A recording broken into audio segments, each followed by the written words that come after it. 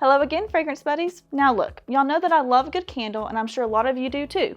But it can be kind of hard to win the hearts of men in our lives with birthday cake and Fruit Loop scented candles. But what about whiskey?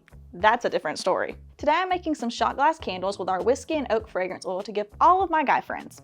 It's warm and rustic so everyone, not just the guys, can enjoy it. The fragrance and the shot glass containers really bring it all together. So let's make some.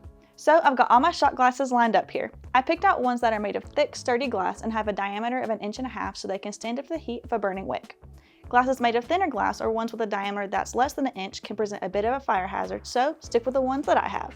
To wick then, you'll need to pick wicks that are made for votive or tea-light candles. Something small like an Eco 2 wick will do the trick. Each glass can hold about 1 ounce of wax, so melt down enough over a double boiler to fill each one up. I've got 3 ounces of GW 464 wax melting down right now, and all my shot glasses have already been wicked. Once the wax is liquid, check to see if the temp has reached about 185 degrees Fahrenheit. Then you can remove it from the heat source. Let it cool by 10 degrees or so before adding in a 5% concentration of the whiskey and oak fragrance. A little bit of fragrance goes a long way in our tiny containers like this. So unless your fragrance is a weak throw, you really don't need more than 0.4 ounces for every half pound of wax you're using.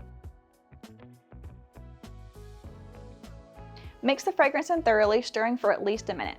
To give these a dark liquor color, add in a drop of brown liquid candle dye and mix until it's distributed throughout. When the wax reaches ideal pouring temp, which depends on what you're using, fill each shot glass, leaving some space at the top. Keep the wick centered while the wax solidifies and let them cool to room temp. It should only take about 1 hour or so for candles this small. And here are my little whiskey shot candles. They smell really good, and even though I want to burn them right now, it's best to let them cure before their first use. If you use paraffin wax, a couple of days of curing will be fine, but for soy and soy heavy blends, you'll need to give them at least a week to cure. This gives the fragrance and wax time to really settle in place to get the best hot throw. Even candles made in non-traditional jars need to be cared for like regular ones for a safe burning experience. And there you have it. These pack a fragrant punch for being so tiny thanks to our whiskey and oak scent. It's a great choice for masculine candles or for any whiskey enthusiasts that you may know. I'd love for you to try it out or give our entire web store a look to see if you can find your new favorite fragrance. Get more project ideas like this by subscribing and becoming a fragrance buddy. Leave any questions you might have in the comments section or reach out to us on any of our socials linked in the description box below. I'm Bree and I can't wait to get back in my little kitchen to show y'all what I have planned for next time. Stay scented, my friends, and I'll see you then. Bye.